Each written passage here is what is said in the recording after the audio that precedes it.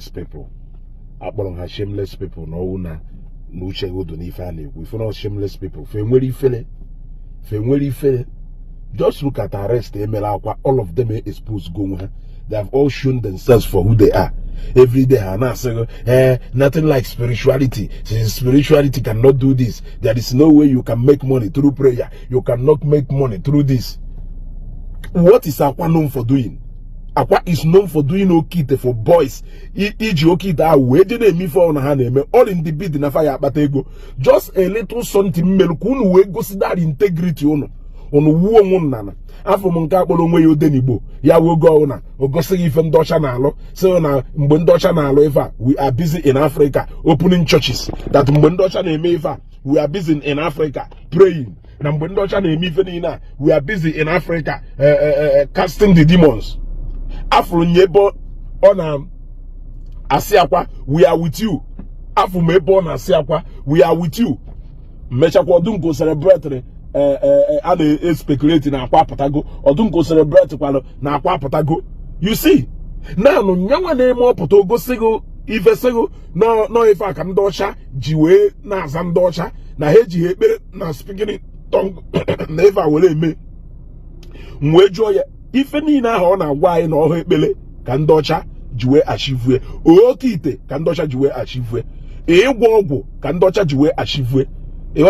So onye no ka nda na deceive you. They have shown you clearly where they are standing.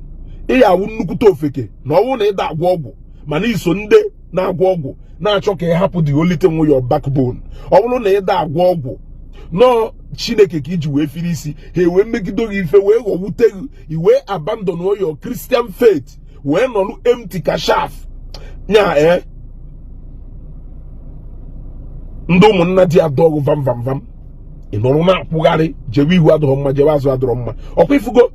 They have all shown solidarity for Akwa, demanding for the release of Akwa, telling you Akwa ride on mmiri enwilo blah blah blah blah blah ọ na-afịa ebe niile wepụ that thing down a boot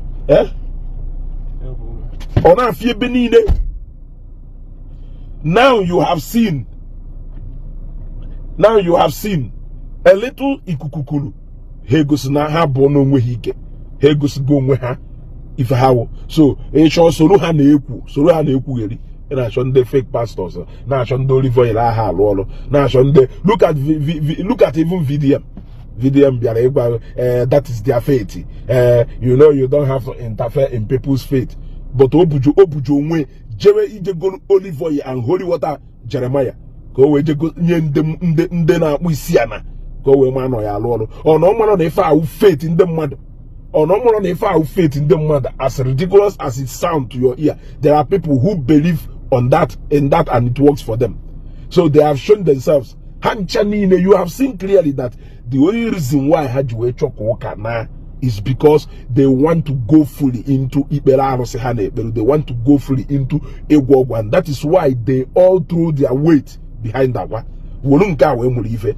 Echo nolu empty shaft na ekwu hanwa no nogu ngonwa hana dog hasiebe no dopta e woro mmadu efu afọ aka etu a it disappear iye jikwo no fife were azadike ya nọrọ nwoke ha nọ nkete odago ha niile guide chala onwe ha from one okwu alụsị to another, from one itogu to another, from one ogwu ekeleke to another. Ha pụtazie imo na ife ha na-agwa gị ife ha wo competition do between Jolly and Tommy noodles with Indomie. No, the same competition do between Ibeto oil, Chikasin lubrication oil and the seahorse oil. All the same competition do between Seaman rice and Koshari rice and Mother's Pride.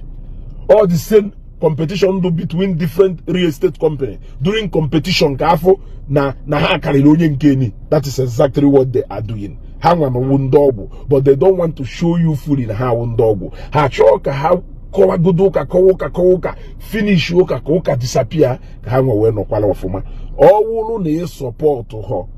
no onwe he believe in spirituality and he believe na aside hard work no nwere another thing capable of inye mmadụ ego ma na epụtara na-ekwu okwu maka arrest akwa if you confirm efulefu. I am telling you now, if you confirm efulefu, you people think you can play with our head. Somebody do kamwa the guy or him no wa ya go ni nwere ike go wonde nwe light brain ama ife ana-arụ ama m ife ana-arụ oblota nya onye fro 99 afugo 100 ịghọtago onye fro 99 afugo 100. Look at suddenly ma ndị n'obodo iwo na-asị na nwere ife ito okite alụwa n'ọnụ okite nya o nwere something because by you hear that support akwa o gosi na believe no nwere spiritual something e nwere ike ime mmadụ enwe ego. Then why iji ozu wee believe na ekpere ya alụrụ ahịa? Why iji ho believe na ekpere ya alụrụ ahịa? Ebe akwa na-ebi ndị mmadụ ike nya osi ife ọ pasịrị ọ na-ebi ndị mmadụ ike o merughị ite nwe ego, yet you are encouraging people to work hard. There is nothing spiritual about this life. Na ndị ọcha aha emezi ụmụ ife anyị na-eme, but you are supporting somebody who is doing it. And until now arrest the whole pastors. Even if you go to arrest 10 pastors, they will stand in their if an eku go away Christian no can dan deceive nya esu obeyoko teyoko mgbe ndị mmadụ ya achọba shelter, you have nowhere to get shelter. Ebuchakwa na ife nneku I just now watch fancha niile na amụ hancha niile na ha ofu onye bịa na comment section mo ka na speculate na allege na Akwa batago ife ogwara mo ezugo. You see we are winning.